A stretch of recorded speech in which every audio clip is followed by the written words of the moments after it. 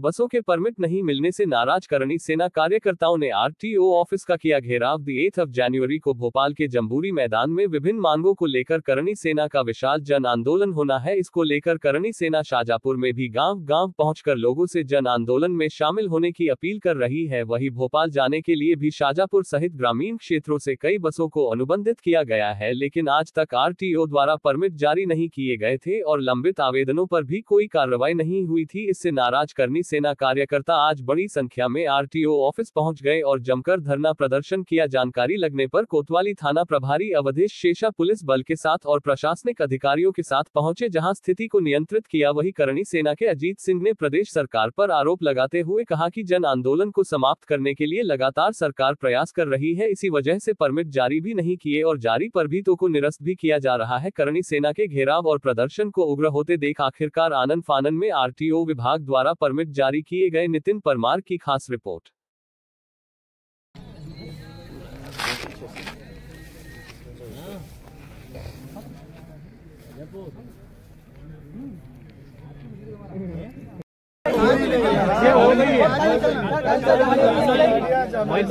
घंटा संतुष्ट करेंगे तो हम लोग आरटीओ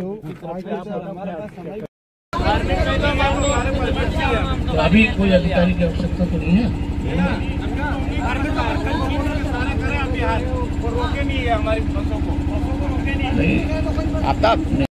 हम राजपूत सरदार हैं, हम अपने अधिकारों की बात रोड पर हाथों हाथ निर्णय करवाएंगे, नहीं तो NH 3 से बदला हुआ कितना नंबर है वो भी जाम करेंगे।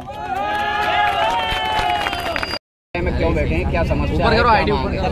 ठीक है।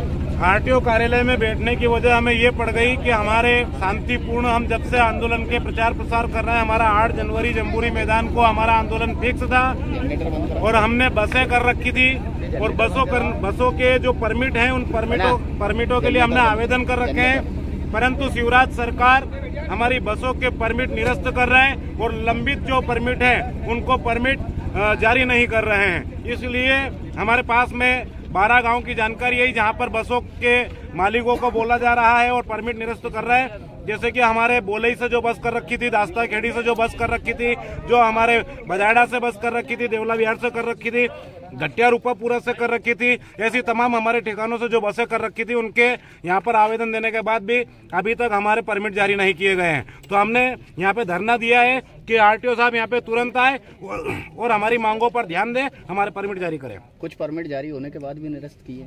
हाँ, कुछ परमिट हमारे जो जारी होने के बाद भी निरस्त किए गए हैं। ये सरकार की दमनकारी नीति है और ये हम नहीं चलने देंगे। इस तरीके से अगर जो हमारे आंदोलन को कुचलने का प्रयास जो किया जा रहा है, सरकार क्यों भयभीत है? इस सरकार को हमने बनाया था, हमने इनको वोट दिया था, लेकिन आज हमारे लोकतांत्रिक अधिकारों का हनन हो रहा है। अगले साल विधानसभा चुनाव होना है प्रदेश में, अगर जो इसी तरीके